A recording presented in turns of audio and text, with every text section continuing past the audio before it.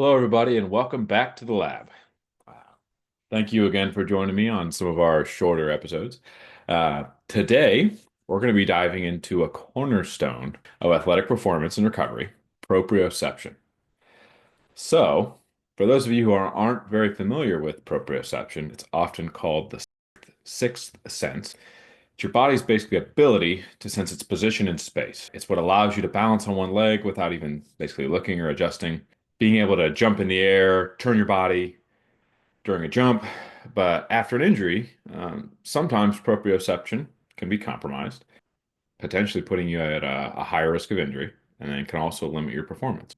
So, in today's episode, we're going to explore the science of proprioception, how it can be affected by injury, and maybe ways that you can start training this to basically optimize your recovery and maybe even your performance. So, we'll kind of take a little bit of a deep dive. So, let's kind of start off with a working definition. So it's going to refer for proprioception. It's the communication between your brain and the body about your position, the movement, and the force.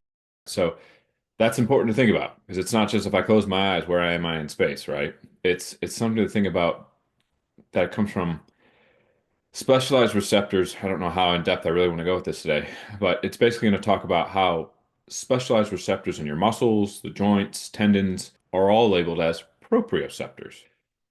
So why is knowing about all of this so important? So it's basically what can help you stay stable during particular complex movements. It can help you react quickly during unexpected changes in the environment, such as maybe well, this morning, slipping on some ice and catching yourself.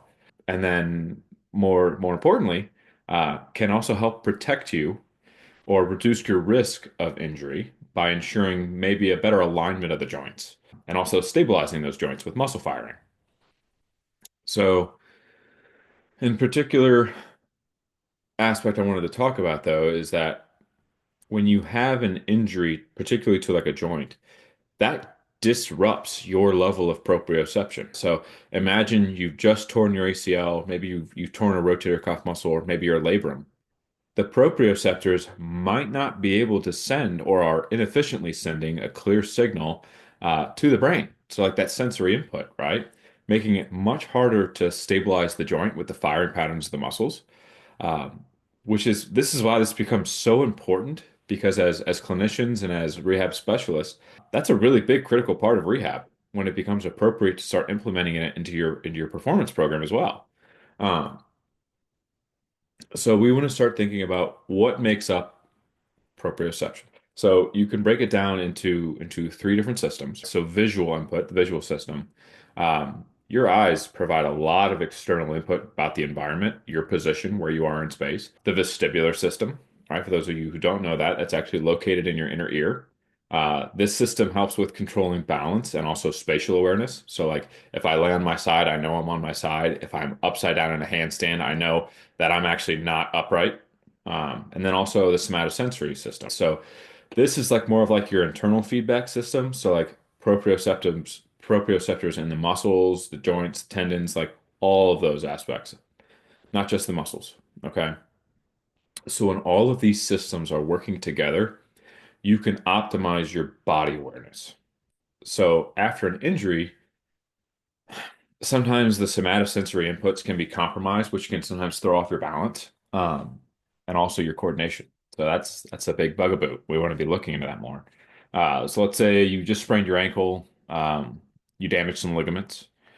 There's a lot of distorted signals that are now going to your brain, right? So this can lead to recurrent sprains, um, more instability, delayed reaction times.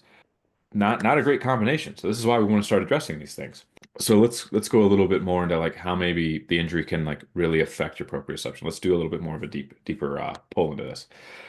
So the area that you just hurt, right, is going to undergo both structural and neurological changes. So we got to take that into consideration. Physical change, physical strain. So like that ankle I just talked about, right? They just maybe stretched some of the ligaments, maybe they tore a ligament, maybe they strained a peroneal tendon, maybe they tore a peroneal tendon.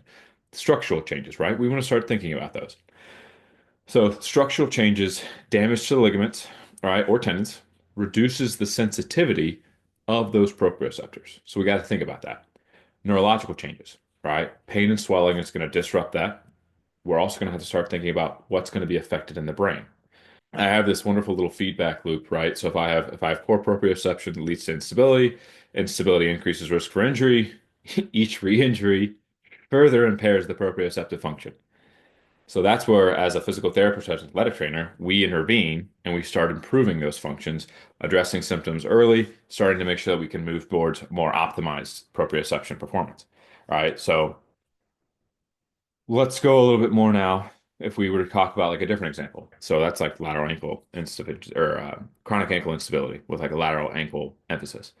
If I have someone who is returning from an ACL repair, sometimes people can struggle with balance and even single leg tasks because the knee's proprioceptors aren't really functioning 110% yet, right? We're still learning how to assess inputs, adjust to these inputs. And initially, it's going to, you ever seen like a baby deer walk? It's kind of similar to that, right? Where it's like they get on it, shaking like crazy. The body's kind of learning efficiency of what to control, how hard does it need to react, how sometimes even underreacts. Um, but that's why like we're not really functioning 110% yet, right? The proprioceptors aren't fully there yet. We're still learning. So that's why even after you improve strength, it's so important to start working on proprioceptive training in the plan of care. That is huge for people. When we're training proprioceptive after injury and we've started incorporating it into the plan of care or into the performance plan, we want to start thinking about a few different aspects. So static balance activity. So if you're just starting with a really simple task, I mean, if you're listening right now, just try to stand on one leg. Pick any leg, whatever you're going to do. Stable surface. Don't stand on like a pillow or anything. Just stand on a stable surface. Bounce. Try to see if you can do it for 10 seconds. And if you need to, hold on to something so that as you're doing that, you might need something for some support in order to do that. Now let's change it a little bit. Let's add a dynamic balance exercise. So if I were to progress that static balance, I could now ask you to do two different things. Start doing some heel and toe taps in front or behind you, or maybe hopping on one leg if it's appropriate. I could also start incorporating a switch of the foot. So like if you're on like a balance beam or something like that, you could switch feet while remaining only in one contact on the foot. If I want to make even more changes, I could start including more unstable surfaces. If you've worked with me before, you know I love the midfoot trainer, more of an unstable midfoot surface. I could get out things like a balance foam, Bosu balls are another example, but basically just challenge the proprioceptors even further. Reactive drills. So if I were to incorporate unpredictable elements, so like let's say every time my athlete looks down at the ground, I know they could basically benefit from if I throw the ball at them, they have to keep their eyes up. So if I'm putting something else in their eye line, they have to now focus on that instead of watching their foot. I could also hold up fingers and I could say, hey, keep your eyes up, watch me. You need to focus on what your leg is doing and feeling that while not having to necessarily always visually take in what it's performing. That can mimic more of like your real-time scenario. So I know in a previous episode I talked about the wide receiver who has to be able to run the routes. So think about if I have a wide receiver who is trying to learn how to cut again, and they're learning that type of mechanic, and he wants to watch his feet all the time. That's not going to be beneficial because I need his head up watching the defense and then eventually turning and preparing for the football. All right. So all things we want to start taking into consideration. Um, I guess that would be more of like a sports specific example. The other things we want to start taking into consideration would be like position changes. If I truly need to, I need to start thinking about putting them in positions that's going to replicate or challenge them towards their end goal, right? So if I have someone who, let's say, needs to be able to lay on his side for 20 to 30 minutes and he can't position and stabilize himself, maybe we need to work on that. Or maybe I have someone who needs to sustain a hinge position and he has to basically turn his head over. Things we can all work on for proprioception and balance, especially with the head turns and inputs to the vestibular system. So don't just think you can isolate proprioception with just like the balancing on the legs. Like sometimes you need to start incorporating more eye and inner ear attributes as well, especially with like maybe your post-concussion people. Um, there's so many different things we could get into. This is just kind of a snippet. So if you want more, please tell me. I will be more than happy to go into more of a deep dive and bring a few people in on this as well. So let's I'll give you two patient examples. All right. So number one, let's see here, would be so I had a soccer player last year, really bad lateral ankle sprain. initially had like the worst time performing a single leg balance. It was just, it wasn't fun. It was painful. So once we kind of got a lot of the pain, reduced, we worked on a little bit of the lateral ankle stability and strengthening of the peroneals, trying to find like contact on the foot because they initially wanted to kind of lean more toward the pinky toe. So if you kind of looked at it, if you look at it as like a three-legged stool, if the big toe, pinky toe, and heel are in contact, they would have the hardest time of keeping the big toe in contact with the ground. So we worked on that. And we started working on just a static balance on one leg, and we started taking away the eyes because they habitually just wanted to look down and watch their foot the whole time. So I started just having them close the eyes in general. And as they got better, we made a few other progressions besides just that. But once I started seeing the stability was improving in the ankle, we started progressing from just a static, balance activity. We started including some lateral hops. We started working on some passing drills using some unstable surfaces. So like there's a few different things we incorporated. This is just kind of a snippet, not the entirety of the plan of care. So I don't think these just little things are going to be the recipe for success. If you want more, let's talk. But within like 6 weeks, we were able to have ankle was functioning so much better with both static and dynamic activities. And then reaction times in terms of what we were trying to work on had improved drastically. Because before, when they would try to do any form of change of direction or like reaction with change of direction, it took them, there was like a lag time for them to like react and want to cut off of that ankle. So that's example number one. There's a few different things we could go into in more in detail there, and along with like psychological readiness and how that can also impair proprioception as well. But that's a whole nother talk. Might have to get someone in on that one for me with me. But another example, I had a CrossFit athlete 2 years ago. So 2 years ago, I had a CrossFit athlete ACL surgery. Um, just basically caught a clean, went to go, basically reset with the bar, and the knee hyperextended toward the ACL. Not pretty to watch on video, but early on in their rehab process. But they also did prehab, so that was actually kind of cool to do as well with them. So that was pretty sweet. But early on in their rehab process, we focused on really simple tasks, just kind of get used to weight bearing and kind of preparing for the single leg stance. And then towards later phases, we started including like the barbell squat, and we addressed being able to load and sustain a symmetrical load with the squat. And then we progressed it to unstable loads in the squat. So like we used bands, we had kettlebells attached, we had uneven loads. Worked really well for them to start, excuse me, adjusting and starting to stabilize in a more of aggressive fashion. So we used a more of a comprehensive approach with them. Started programming for them as well, so they continue to progress with their loading patterns and making sure that they wouldn't avoid the limb. So we started using video analysis so they could see and then attribute what they were seeing and what they were feeling as an athlete is really big. But basically, they were both of these examples, both were able to get back to what they were doing and continue to make progress with the coaches that they were working on as well. So it's like we took them from initial injury through the plan of care with me and then transitioned them off into the strength coach or into the CrossFit realm, which was awesome. I love to see that. And they continue to work on some of these things today. That's even better.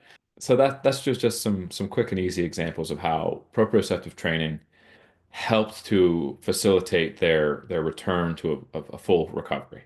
So, in order to wrap things up here with proprioception, I know this is kind of a glance into proprioception after injury, but this is a good glance to have, right? Because sometimes I think we get really honed in on you can't go wrong getting strong, and that is fantastic. And I love that approach because I think as a profession, physical therapists don't do enough of a job on loading people. And I think that needs a change. And hopefully it will, because I know we're working on something really cool at UD. So Dr. B, this is gonna be sweet. I guess three takeaways here from today. I won't go down that rabbit hole. But we need to do a better job of integrating proprioceptive training with the strength training when you do have that deficit seen, and we need to address that. All right. So some takeaways from today. Number one, proprioception is your body's ability to sense position, movement, and then also regulate forces, right? We're all an amalgamation of sensory inputs. It's how well is your body, or I shouldn't say how well, how efficient is your body able to sense and react to those, right? Number two, injuries disrupt that proprioceptive feedback. So if you are not doing anything, that is the wrong thing to do, right? If you've had that little ankle sprain, you're like, "Oh, I'll just walk it off, I'm fine." And then like 2 or 3 months down the road, you suffer the same injury again. Get with a physical therapist, get with your strength coach, talk to them, find someone who maybe has had similar experiences. We don't want that risk of injury to continue to elevate. We want to be able to address those deficits, get you back to moving effectively and how you are, get back to doing what you love, right? It's what we do as physical therapists and as strength coaches. We want them to be high performers. We want that success. We want that as a whole. And then number three, right? So targeted training. So this is where it gets really, this is like the bread and butter. Coach, strength coach, PT, we need to start incorporating a variety of balance tasks and progressing as we see fit to get them back towards that goal-oriented, that end goal, right? We want to be making sure that we're going as specific as possible toward the end goal for them. Basically restoring, enhancing that proprioception because what they were before got them to you. So I hope in a nutshell, I was able to kind of tell, I know that that's kind of a fun topic. I would love to do more for that. Um, but I hope you guys really enjoyed these small little snippets that I've been creating for you guys. I know this has just been a lot of fun for me to record, kind of get some of my thoughts out that I've been wanting to for a while. But if you really enjoy these guys, please again share them with your teammates, share them with your coach, maybe share them with your PT. But don't forget to subscribe, share your favorite episode.